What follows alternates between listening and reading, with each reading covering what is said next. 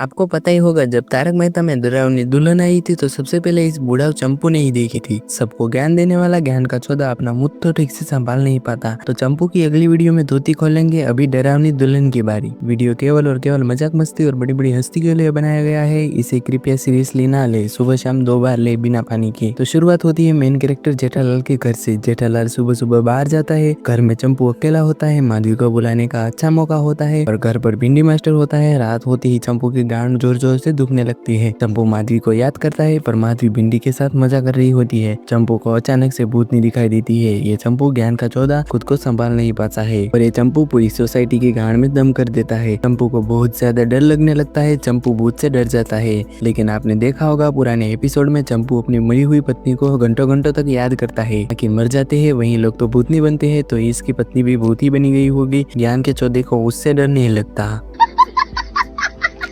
इनको साइड करते हैं। डर के मारे फोन में सबसे ऊपर माधवी का नंबर होने के कारण उसे फोन लगाता है पर भिंडी मास्टर उठा लेता है। भिंडी मास्टर चंपू को कहता है दिल में बनता है ज्ञान का चौधा। रात होती ही हेकड़ी निकल जाती है। ये पागलधाम सोसाइटी में हिजरू भिंडी और गोगी का बाप ओगी दोनों चंपू को मिलने के लिए सोसाइटी में आते हैं। गवारों की लिस्ट में चौपट लाल झाड़ियों में हक के बाहर वापिस आ रहा होता है। इनकी गांड फट के हाथ में आ जाती है। पोपट का हगने का प्लान चौपट हो गया। भिंडी, चौपट, ओगी एंड चंपू मोहनलाल टकलाटिंग के घर के बाहर पहुंचते हैं। चौपट और चंपू दोनों चू होने के कारण साथ साथ रहते हैं। चंपू और चौपट को रात भर मजाक करने देते हैं। मिलते हैं अगली सुबह।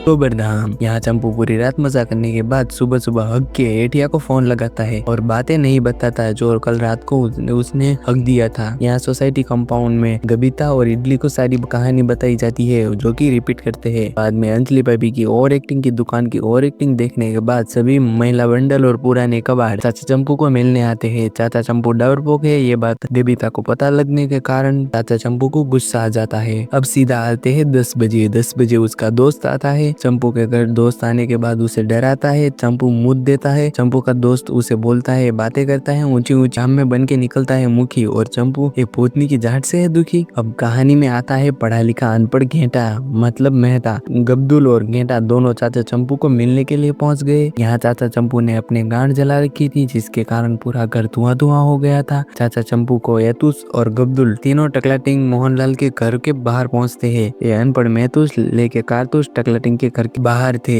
वहाँ चाचा चंपू को पायल की आवाज सुनाई दी। पायल से घायल होके चाचा चंपू और कारतूस वापस चले आए। यहाँ चाचा चंपू की गांड फाटकर हाथ में आ गई थी। इसके कारण सभी गोवर्धन सोसाइटी के लोग चाचा चंपू को मिलने पहुंच गए। यहाँ चाचा चंपू को महिला बंडल के सामने होशियारी भी दाबनी है और गांड भी फट रही है। रोशन सिंह होगी अपनी गाड़ियों का तेल दिमाग में भरवा कर आने के कारण अपने दिमाग का बहुत ही अच्छी तरह से प्रदर्शन करते हैं। होगी और टिंडे को हटाने के बाद सब लोग चाचा चंपू को सब चीज देने लगते हैं। कोई दूध देता है तो कोई गांड।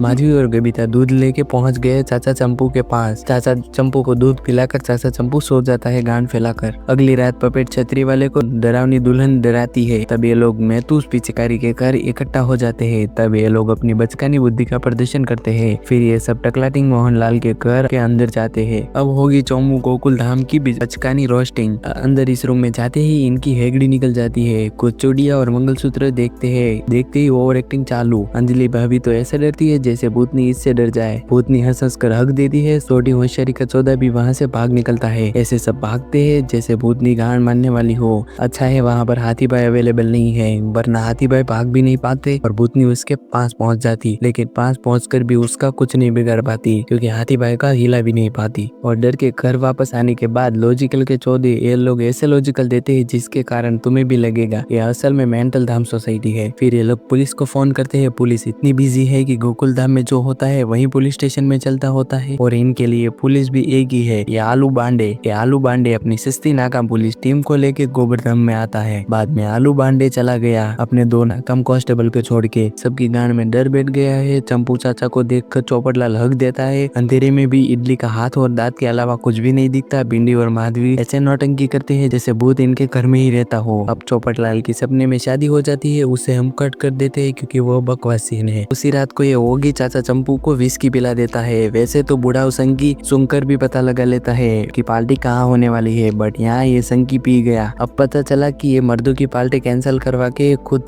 पार्टी नहीं करता महिला बंडल के साथ। ये चंपू ऐसी सोसाइटी में नौटंकी करता है कि पूरा चौमुदाम इकट्ठा हो जाता है। बाकी सब पढ़े लिखे चूतिया बनते हैं हर बार की तरह। सुबह मीटिंग के लिए सबको इकट्ठा करते हैं। यहाँ 4 साल पढ़ी माधवी कहती है हम मीटिंग में नहीं आ पाएंगे क्योंकि महिला बंडल को मीटिंग में आएंगे तो उन्हें डर लगेगा। माधवी अपनी बुद्धि का प्रदर्शन करती है। अब आते हैं मेन भूतिया स्टोरी पर। रात को ये सब बंडल धाम वाले लड़की ककड़ी और ऐसे फलाना ढिमका इकट्ठा करके 21वीं सदी में 31वां दरवाजा लगा देते हैं और कारतूस के घर पर सब रहते हैं। अचानक से सोसाइटी में एंट्री हुई मेठालाल चंपूलाल अड़ाकी जो कि मेन कैरेक्टर है, वो कारतूस के घर पहुंच जाता है। सबने अपनी कान फटने वाली स्टोरी सुनाई। इडली और दाल ढोकली के बीच में लड़ाई हो जाती है। दोनों शर्त लगाते हैं कि एठिया पहले अपनी हेगड़ी दाब देता है, बाद में कारतूस को भी अपने साथ ले जाता है। कारतूस और एठिया अंदर जाते ही अपनी माँ बेवकूफी दिखा देते हैं और घर में फोन घुमा देते हैं। फोन ऐसा है कि टॉर्च ऑन होने के बावजूद दिखाई नहीं देता। यहाँ कारतूस अपनी नकली नेतागिरी के कारण बेहोश हो जाता है।